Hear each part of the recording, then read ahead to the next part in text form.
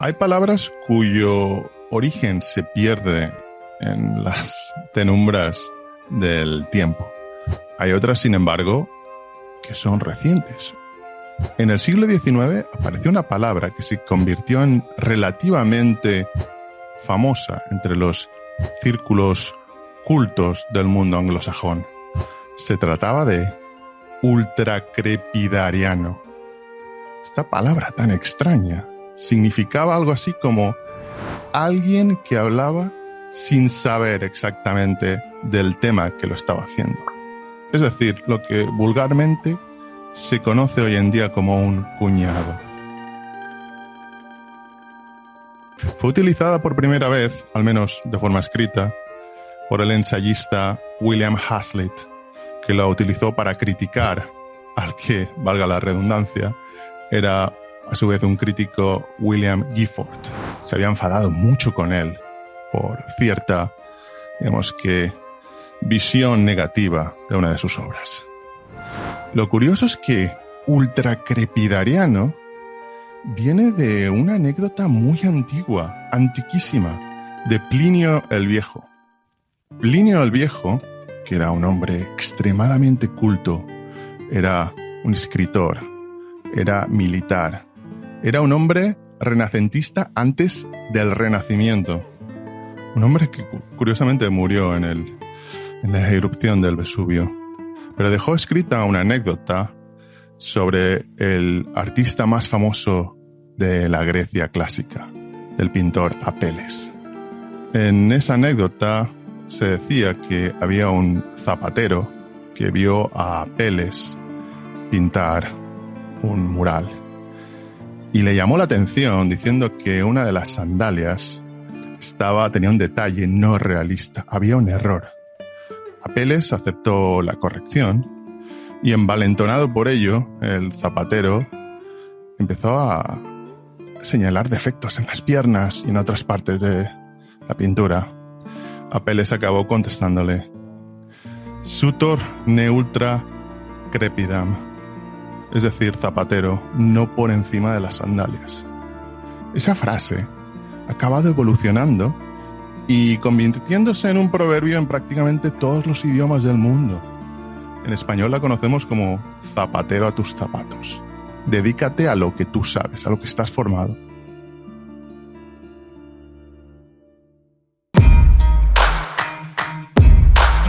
Para el tema de hoy no podemos contar con Plinio el Viejo y tampoco con Apeles. No con Apeles el pintor, pero sí con otro Apeles que tiene una formación tan espectacular, en mi opinión, como la de Plinio el Viejo. Buenas tardes, don José Apeles Santolario. Muy buenas tardes, querido amigo. ¿Existe Dios? Pues por supuesto, es decir, el mismo hecho de que nos lo planteemos, que estemos citando, tú muy bien en esta introducción estabas hablando de palabras que han existido pues desde la noche de los tiempos. Y yo no sé exactamente con qué palabra, pero lo que sí está claro, tanto en la historia comparada como en los estudios etnológicos, es que el concepto de Dios ha existido en todos los pueblos. Mientras que, en cambio, cuando hablamos de un término reciente, no, pues podríamos referir aquí al concepto de ateo, el ateísmo. El ateísmo es un concepto relativamente moderno.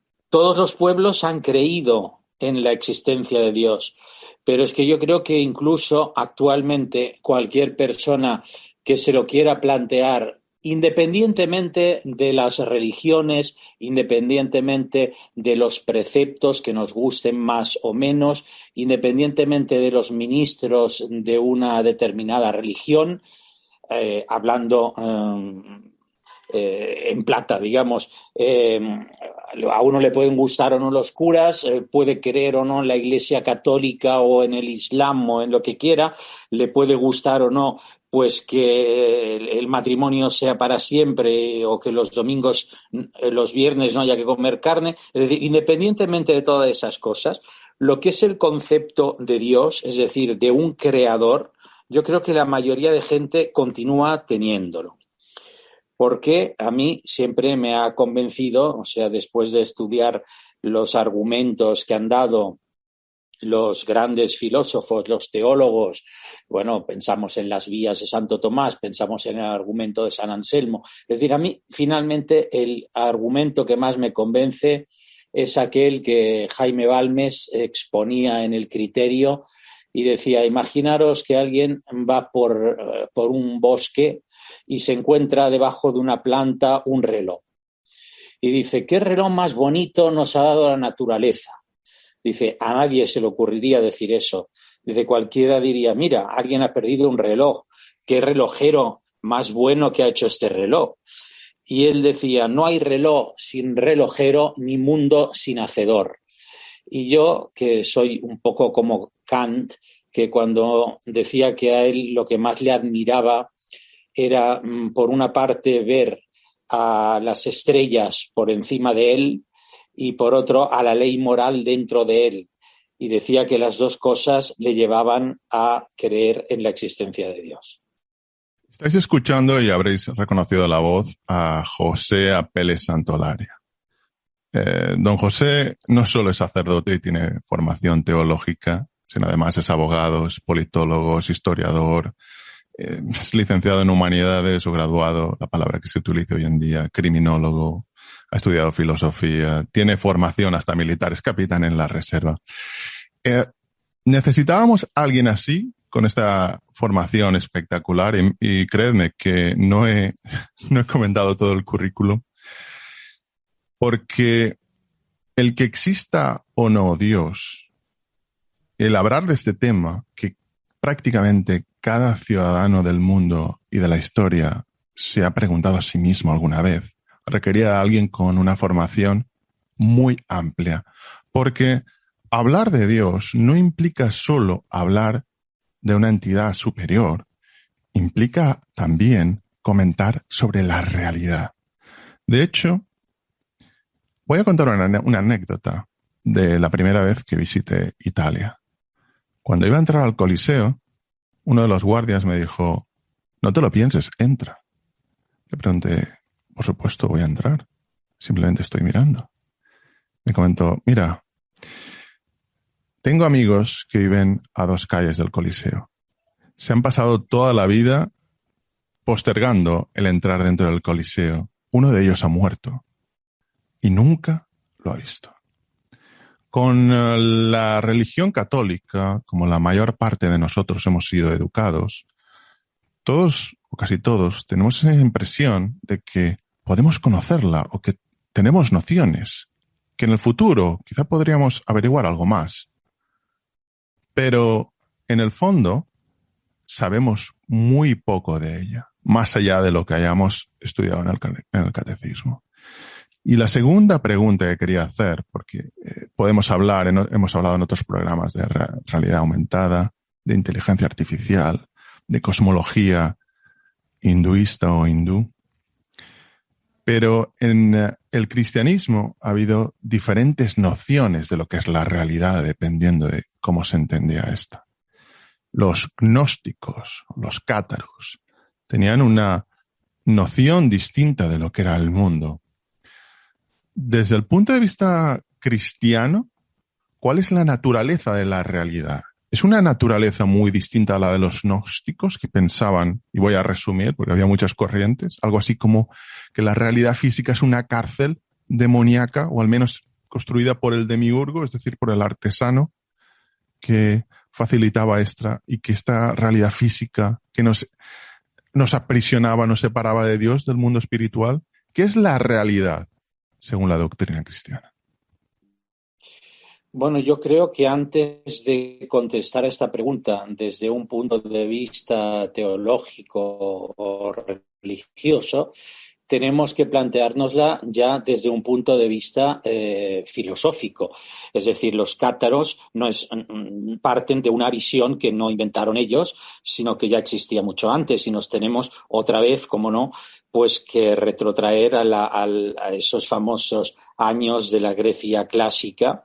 donde bueno, pues había una diversidad de opiniones acerca de la realidad, y tenemos que recordar a dos de los más grandes filósofos de la historia, que son Aristóteles y Platón.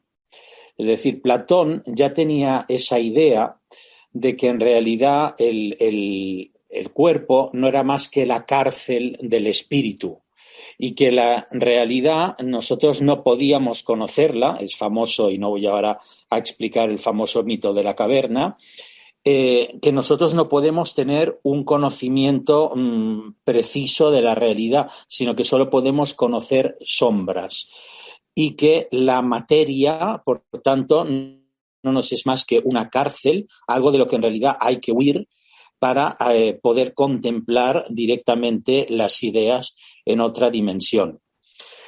Mientras que, en cambio, Aristóteles daba su justa medida a la realidad material y a la realidad espiritual, y consideraba, bueno, pues que las dos formaban parte de la naturaleza, y que el espíritu, en el caso del hombre, por ejemplo, el alma, era el principio vital, y por tanto era el que informaba, el que de alguna manera daba una forma a la materia, y entonces existía diríamos un compuesto, pero no es exactamente esa la palabra, digamos, sino que el cuerpo y el alma, uno a otro se necesitaban. Es decir, el alma era el principio vital para que el cuerpo formase parte del individuo, y el cuerpo y el alma a su vez necesitaba al cuerpo, y por tanto de ahí la doctrina cristiana, que siempre ha tenido esa visión realista. Santo Tomás, cuando en su Suma Teológica, bueno, y en toda su obra, intenta reconciliar lo que es la razón con la fe, los datos que la filosofía por mera razón llega a concretar, intenta ponerlos de acuerdo con los datos que la teología, o sea, el estudio de Dios por medio de la revelación, llega a concretar de su lado. Entonces, para Santo Tomás, la opción filosófica adecuada es la del realismo y no la del idealismo. Entonces, ¿qué ocurre? Que eso, bueno, pues insertado en las corrientes teológicas, una sana doctrina cristiana nos enseña que el cuerpo, y además así nos lo enseña también la Sagrada Escritura, no es una cárcel, sino que el cuerpo es obra de Dios, al igual que lo es el alma, y que hay una relación tan importante entre los dos, que cuando pensamos en el otro mundo, lo que nos enseña la doctrina cristiana es que después de la muerte, después de que alma y cuerpo se separen, después de que el cuerpo se desintegre, el alma en cambio subsiste, pero nos enseña que después, y lo afirmamos en el credo, el día del juicio final habrá una resurrección de la carne, es decir, otra vez alma y cuerpo se reencontrarán. Y entonces habrá tanto puede haber un premio o un castigo, es decir, el cielo y el infierno serán no solo para el alma que ha sobrevivido, sino también para el cuerpo. Es decir, fíjese si tiene importancia el cuerpo en la doctrina cristiana, que el premio no se puede dar solo al alma, sino que el cuerpo, en cierta manera, también ha participado del bien o del mal que se haya hecho en esta tierra. Perdón que le interrumpa, porque tenemos esa noción, al menos la mayor parte de los que somos cristianos o nos hemos educado en el cristianismo, de que en el momento en que si se da esa resurrección de los muertos, lo único que vuelve a nacer es el alma. Sin embargo, usted comenta que también lo es el cuerpo, es decir, el mundo físico o la sustancia física que está dentro del alma también volvería a nacer. ¿Es así? No, no, es decir, es que el alma no es que vuelva a nacer, el alma es inmortal, por tanto, el alma nunca llega a morir. En el mismo momento en que nos morimos, ese principio vital abandona el cuerpo, es eso, la muerte no es más que eso, es el abandono del principio vital, y ese alma ya continúa existiendo y nunca dejará de existir, porque Dios la ha creado inmortal, no eterna como es Dios, sino inmortal, como por ejemplo son los ángeles. Lo que sí muere es el cuerpo, y entonces lo que habrá el día del juicio final es la resurrección del cuerpo para que se una al alma, pero el alma continúa existiendo, el alma no deja de existir. Pero lo que decía es que de ahí proviene también muchos de los principios que guían la vida espiritual. Vemos, por ejemplo, cuando uno estudia historia, digamos que a lo largo de los siglos de cristiandad ha habido a veces movimientos religiosos que han sido demasiado exagerados. Pensemos, por ejemplo, en ese tipo de penitencias que lo que querían era machacar al cuerpo, humillar al cuerpo, destruir al cuerpo. Es decir, el cristianismo nunca ha aceptado eso, es decir, la Iglesia nunca ha aceptado eso, es decir, solo se podía infligir al cuerpo pequeñas mortificaciones, es decir, de la misma manera pues que a un niño se le dice, bueno, pues ahora como te has portado mal no vas a comer helado, o bueno, pues ahora acostúmbrate a comer verduras aunque no te apetezcan porque esto es bueno para ti, es decir, mortificaciones que hagan que el cuerpo no se deje, digamos, llevar por los instintos, sino que obedezca a lo que el alma, digamos, la razón le ordena. Pero en ningún momento se puede considerar al cuerpo como algo negativo.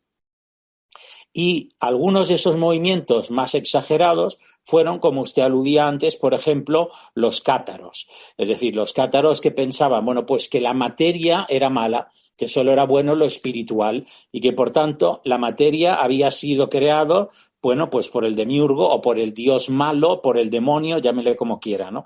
Entonces, ¿qué es lo que buscaban ellos? La pureza. ¿Y la pureza cómo se hacía? Bueno, con la eliminación de lo material. Tenemos, por ejemplo, algunas de esas herejías también exageradas, como el montanismo, por ejemplo, que lo que querían es que ni siquiera los seres humanos se reprodujeran.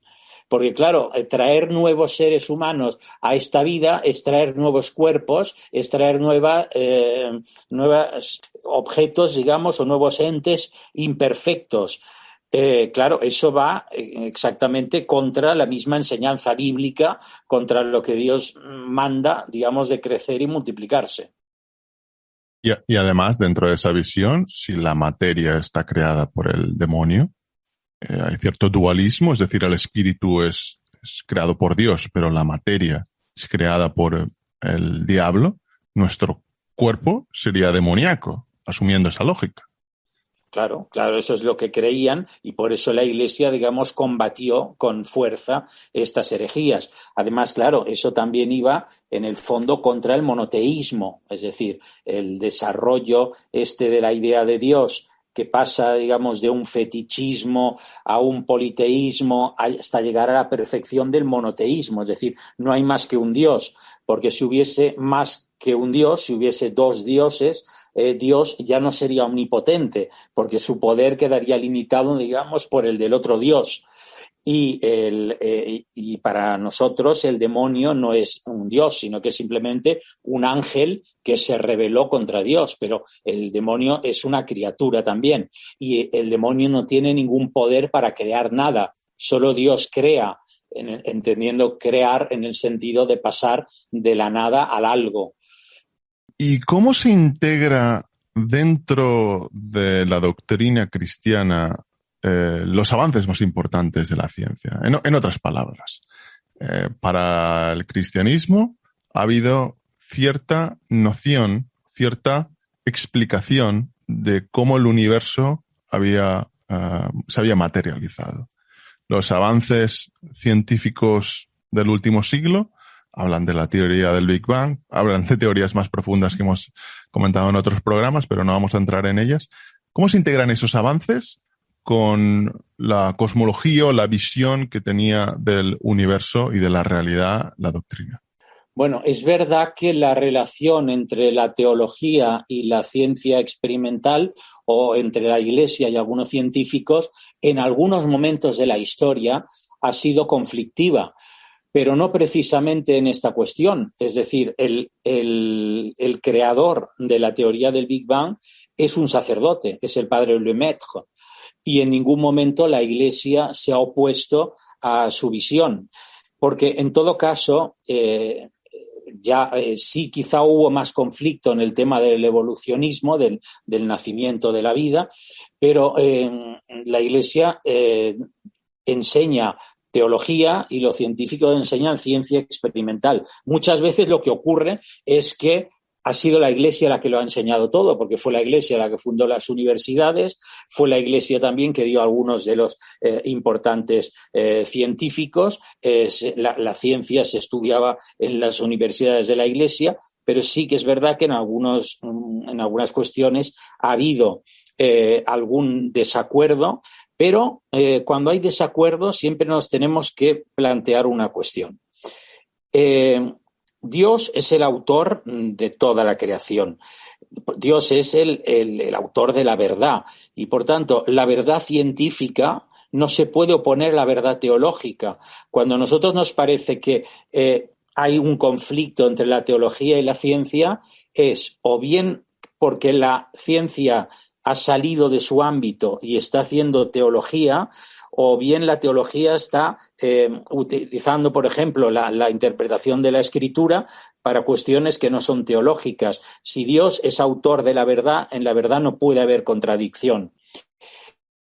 Entonces, en esta cuestión, por ejemplo, bueno, pues como dejó establecido Pío XII, pero bueno, ya se había pensado por algunos teólogos antes, el relato de la Biblia, del Génesis, no hay que entenderlo en un sentido puramente literal, sino que hay que tener en cuenta los géneros literarios, hay que tener en cuenta cómo se expresaba, porque a diferencia, por ejemplo, del Islam, donde ellos creen que el Corán fue absolutamente dictado palabra por palabra por Dios, nosotros creemos que Dios inspiró al autor de la Biblia, pero no que le dictara palabra por palabra, sino que el autor añadió muchos conceptos que eran propios de la cultura de su época. Entonces, la Biblia, que es, como bien decía Galileo, no el libro que nos enseña cómo funciona el cielo, sino el libro que nos enseña cómo ir al cielo, no tiene que ser interpretado en un sentido literal, sino que hay unos cuantos datos que tenemos que retener como de fe, y en eso pensamos que la Biblia es inerrante, es decir, que no contiene errores, y otros datos, bueno, pues que obviamente datos históricos o de ciencias naturales que pueden estar equivocados. Pero veamos que la Biblia lo que nos habla es de un Dios creador, es decir, que Dios a partir de la nada hace algo, y también nos habla de una progresividad en la creación. No hay que entenderlo, obviamente, en el sentido de que el lunes hace una cosa, el martes hace otra, casi como nos lo cuenta el Génesis, porque claro, el Génesis también nos dice que el último día descansó y Dios obviamente no necesitaba descansar, pero sí nos habla de que hay una progresividad en la creación. Y por tanto, la teoría del padre Lemaitre del Big Bang, que fue, bueno, el nombre de Big Bang, el gran estallido, le fue dado un poco incluso en sentido humorístico, y en cambio ahora prácticamente todos los científicos lo aceptan, es decir, de que existiese un átomo primigenio en el que estaba contenido todo el universo, toda la creación a una gran densidad, y que en un momento determinado este átomo explotó.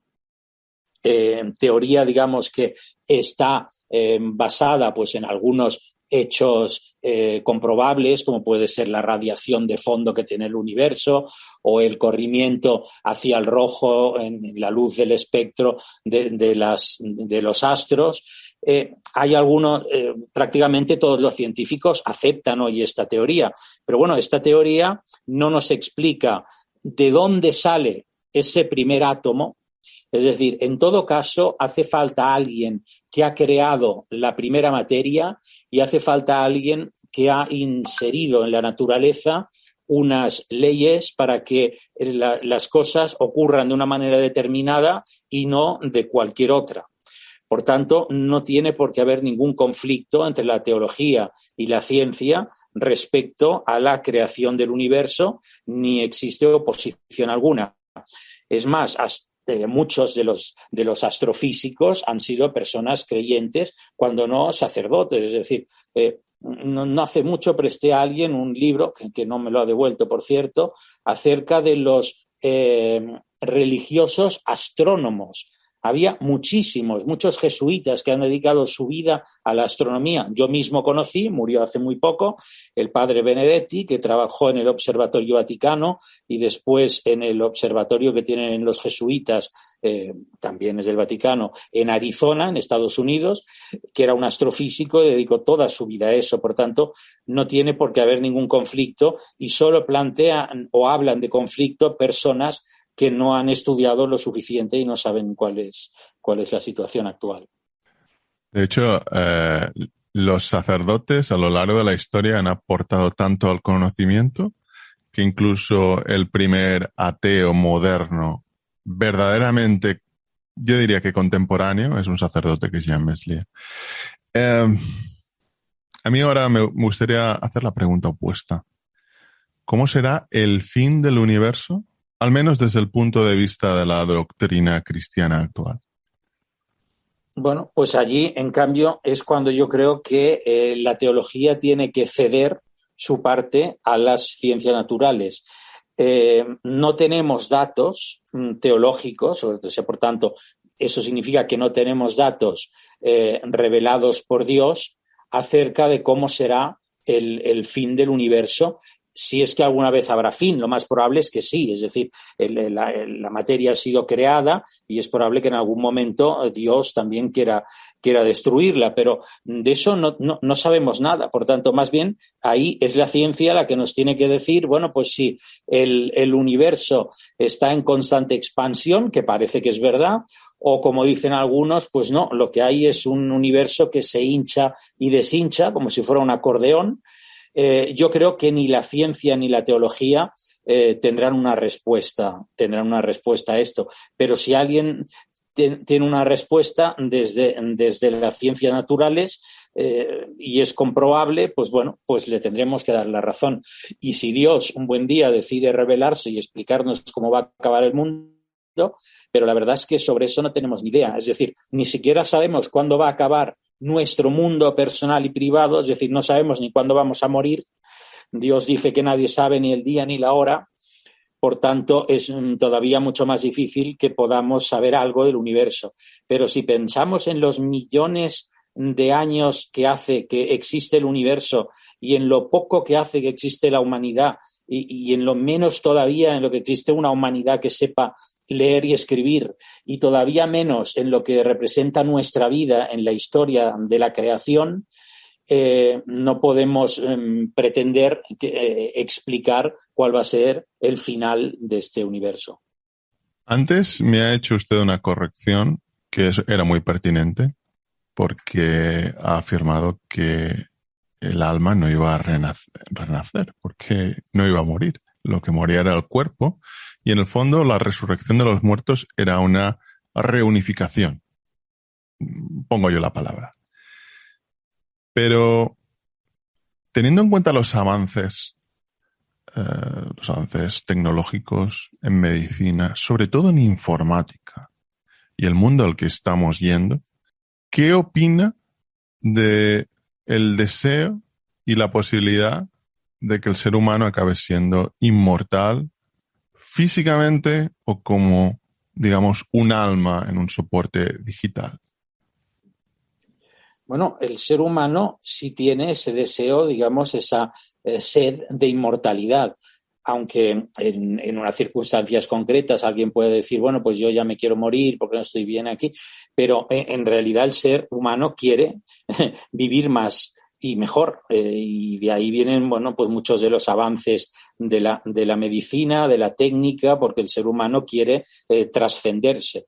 Es más, incluso algunos ateos pues explican la existencia de Dios como una creación del hombre que no se resigna a morir, y entonces para eso tiene que inventar, digamos, a un poder, a alguien que le puede dar esa vida eterna.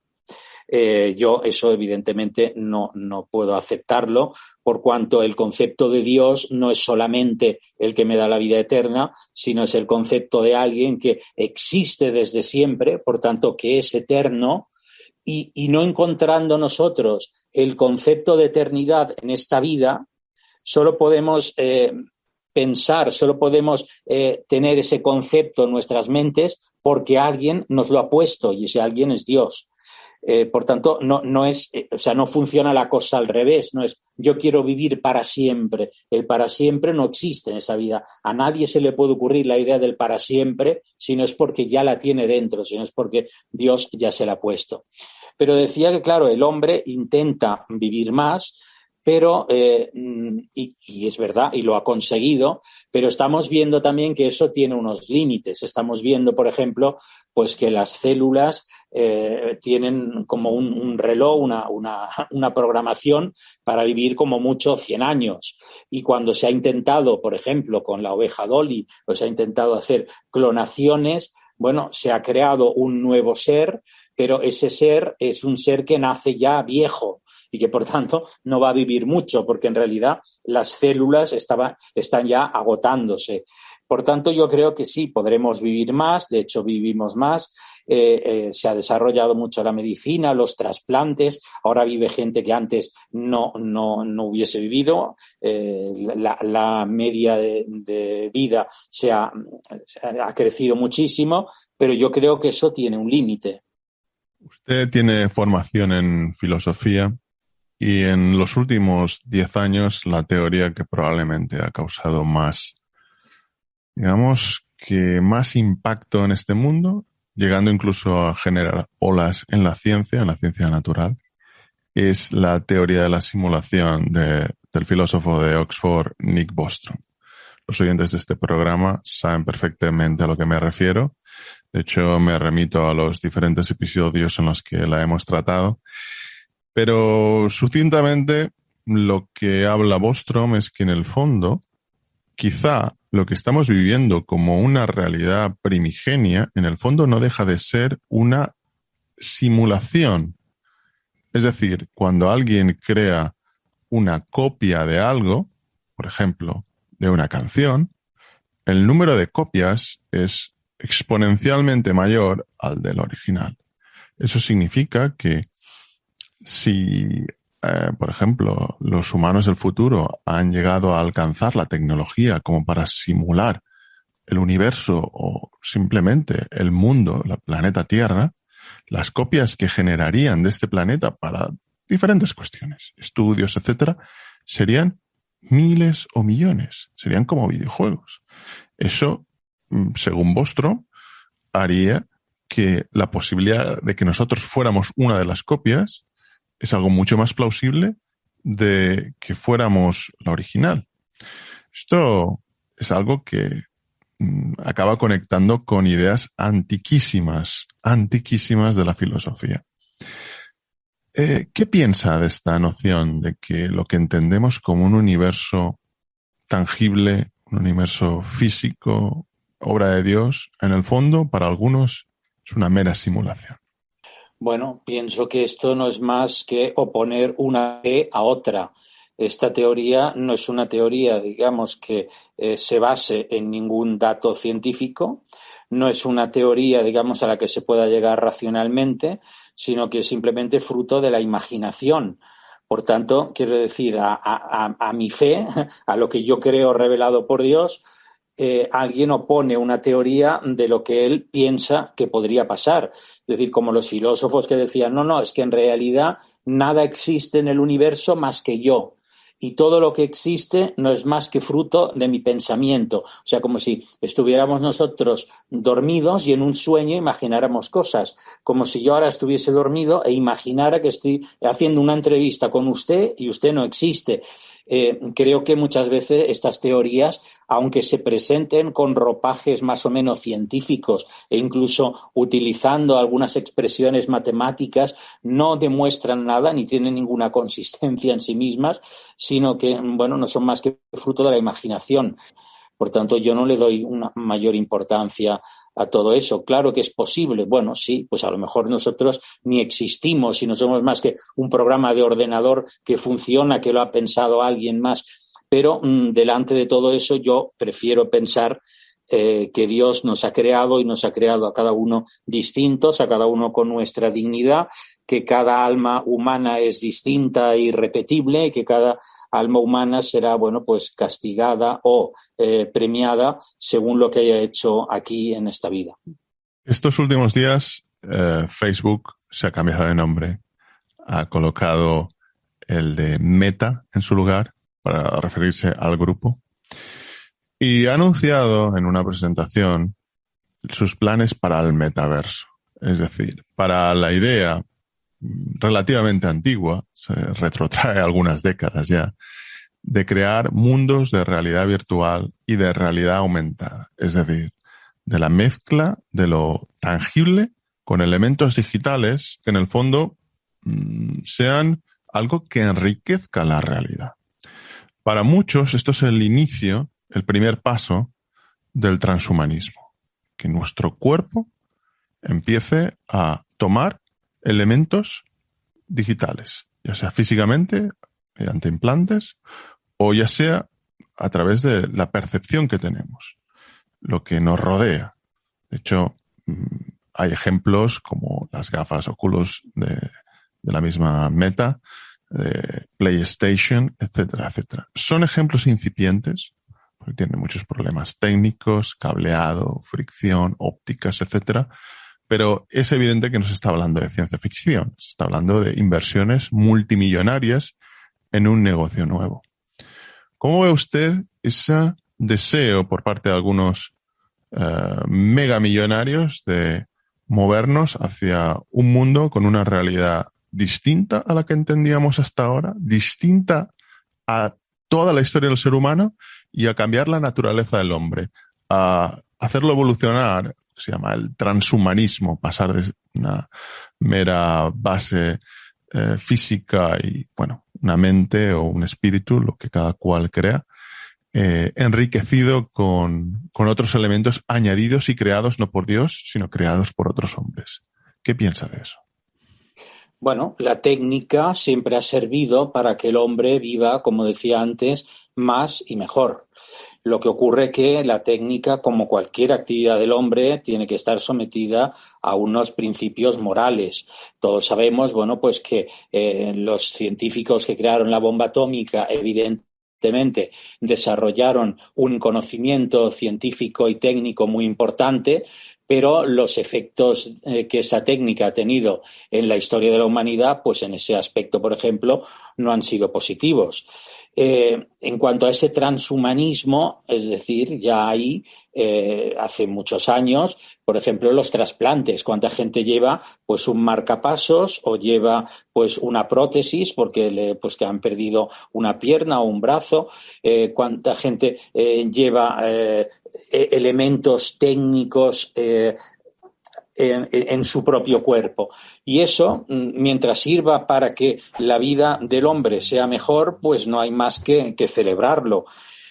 Cuando, por ejemplo, veía el otro día, en una cosa que está muy relacionada, que aunque parezca que no, que es todo esto de la ideología de género, de la autodeterminación de las personas.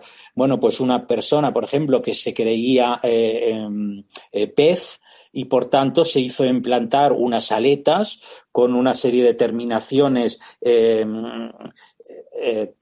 como diría yo, de unos aparatos, un cableado que le hace sentir sensaciones cuando nada como si fuera un pez y todo. Bueno, pues creo que eso va en contra de la naturaleza humana. Por tanto, hay que ver lo que favorece al hombre y lo hace permanecer hombre, y en cambio lo que le destruye. Hablamos también de la realidad virtual. Realidad virtual es, por ejemplo, la fotografía o el cine. Es decir, el hombre deja de ir a París a ver la Torre Eiffel y la puede ver en su casa. Bueno, esa realidad, digamos, en cierta manera virtual está bien, porque antes, para conocer la historia del arte, uno tenía que limitarse pues a unos cuantos libros con algunas láminas, que además no todo el mundo se podía permitir comprar esos libros, y ahora uno puede ver un documental e incluso un documental en 3D y disfrutar en su casa de algo que antes solo hubiese visto haciendo un costoso viaje, o incluso que a veces haciendo un viaje uno no puede, por el tiempo, por las dificultades de visión, por lo que sea, pues a veces uno disfruta más viendo la Acrópolis en su propia casa que yendo a ver la Acrópolis. Pero ahí tenemos también que plantearnos, bueno, hasta qué punto eso favorece o dificulta la vida humana. Hay aspectos, o sea, yo creo que el hecho de que los niños estén todo el día jugando eso con realidad virtual, con una PlayStation, con lo que sea, en lugar de salir a la calle y jugar con una pelota y tomarse la merienda y discutir con los demás niños, pues yo creo que eso no está precisamente favoreciendo la naturaleza humana. De hecho, cada vez hay más niños que tienen que ir al psicólogo, cada vez hay más niños con problemas. Por tanto, no toda la técnica que influye en la vida humana resulta positiva. Y repito, bueno, pues tenemos primero que examinarnos. O sea, si la técnica ayuda a ser cada vez más perfecto en el sentido de hombre, o realmente nos está llevando a algo que no corresponde a nuestra naturaleza. Don José Apelés, muchísimas gracias. Ha sido una entrevista muy interesante. Le agradezco especialmente el gesto y la amabilidad de aceptar la entrevista. Gracias a vosotros. Un saludo. Gracias a todos los oyentes. Hasta el siguiente programa.